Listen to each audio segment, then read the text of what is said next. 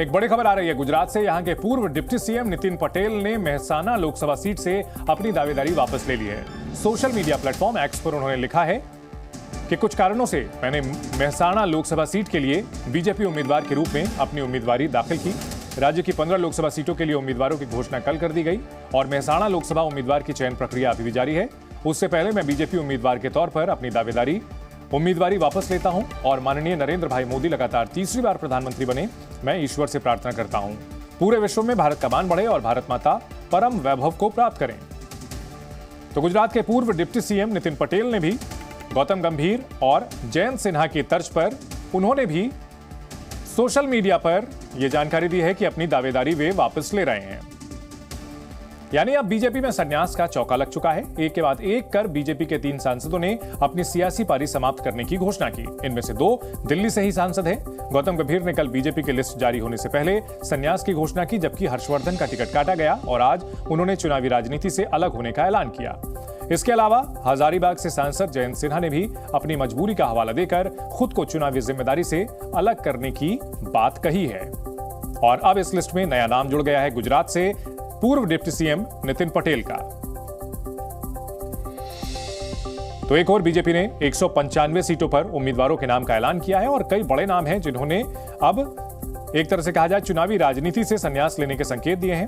गौतम गंभीर और जयंत सिन्हा ने कल और उसके बाद डॉक्टर हर्षवर्धन ने आज यह ऐलान किया कि वे अब चुनावी राजनीति से दूर रहेंगे और नितिन पटेल ने भी उसी लीक पर चलते हुए सोशल मीडिया साइट पर उन्होंने ऐलान किया कि ये लोग अब चुनाव नहीं लड़ेंगे। अभिषेक दुबे हमारे साथ जुड़ गए हैं। अभिषेक, बड़ी दिलचस्प बात यह है कि सोशल मीडिया पर सब ऐलान कर रहे हैं खुद ब खुद ये नेतागण कि हम अब चुनावी राजनीति से खुद को दूर कर रहे हैं। ये क्या माजरा है, क्या चल रहा है?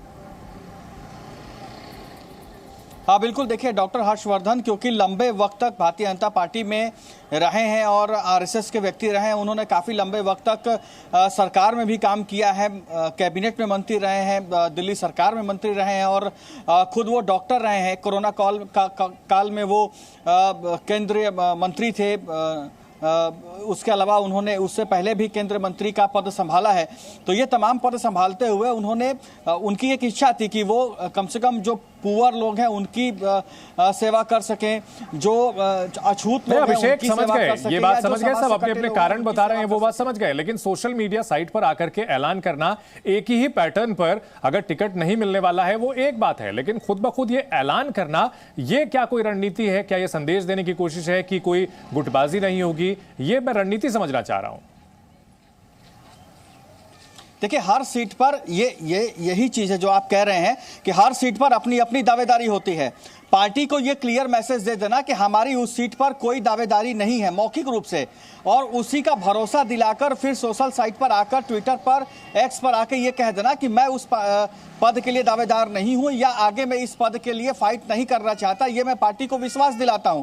यही चीज करने के लिए ये नितिन पटेल हो, चाहे डॉक्टर हर्षवर्धन हो, चाहे गौतम गंभीर हो, चाहे जो भी अभी तक नाम आए हैं सामने, इन लोगों ने अपने ट्विटर के जरिए पार्टी को यह भरोसा जताया है कि हम किसी भी लड़ाई में नहीं है, हम किसी भी कंपटीशन में नहीं है, पार्टी को जो सही लगे वो करे। फिलहाल हम इस चीज से पीछे हट रहे हैं और इसमें कोई दावेदारी हमारी नहीं बनती है। विवेक त्रिपाठी भी हमारे साथ जुड़ गए हैं लखनऊ से। विवेक, दिल्ली से हो गया, झारखंड से हो गया, अब गुजरात से भी हो गया, क्या उत्तर प्रदेश से भी कुछ ऐसे नेता हैं जो कि ये कह सकते हैं कि हमें चुनावी दायित्वों से मुक्त किया जाए? ऐसे भी कुछ आसार दिख रहे हैं क्या?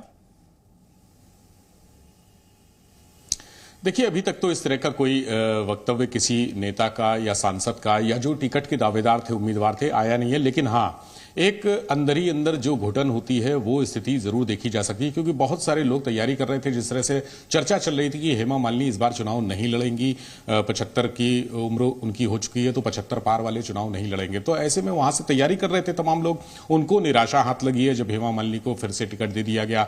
इसी तरह से ब्रजभूषण शरण सिंह, उनका भी नाम चर्चा में है कि जो दूसरी लिस्ट आने वाली है, अभी तो 51 लोगों की लिस्ट आई है, 29 लोगों की लिस्ट बाकी है। 29 लोगों की लिस्ट में 5 जो कैंडिडेट होंगे वो सहयोगी दलों के होंगे, बाकी बीजेपी के जो बैनर से उतरेंगे वो उनकी लिस्ट आनी है, उसमें ब्रजभूषण का नाम है कि उनका नाम नहीं होगा।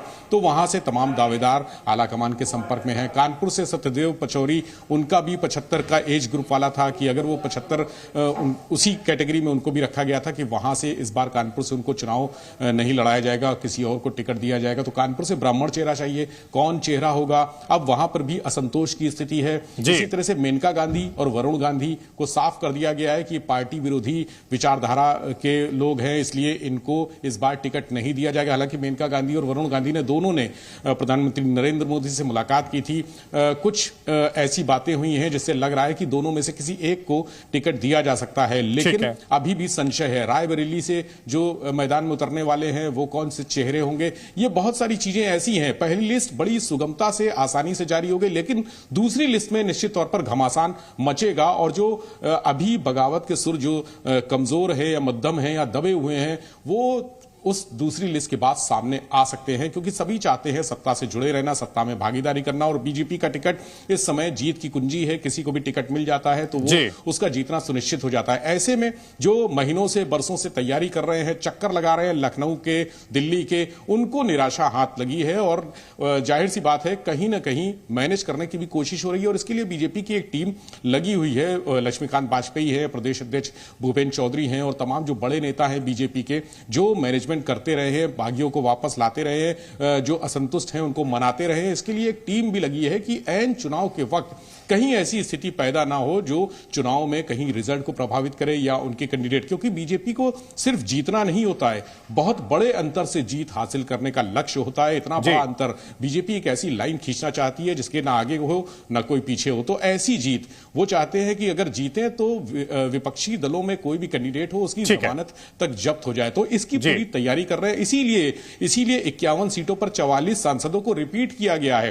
यूपी में केंद्र से 12 मंत्री हैं, 12 में से 10 को इस बार टिकट दिया गया है, वो 10 लोग शामिल हैं। जातीय समीकरण का भी ख्याल रखा गया है। 51 सीटों में से 21 लोग ओबीसी हैं, 12 उसमें से दलित हैं। तो बहुत सेफ गेम जो है बीजेपी ने उत्तर प्रदेश को लेकर, विवेक, जैसा कि आप बता रहे हैं कि उत्तर प्रदेश को लेकर बीजेपी बहुत ही संभल कर चल रही है और बहुत ज्यादा कुछ एडवेंचरस नहीं दिखता है पहली लिस्ट में। बहुत शुक्रिया आप दोनों का इस बड़ी खबर पर हमारे साथ जुड़ने के लिए। जी न्यूज़।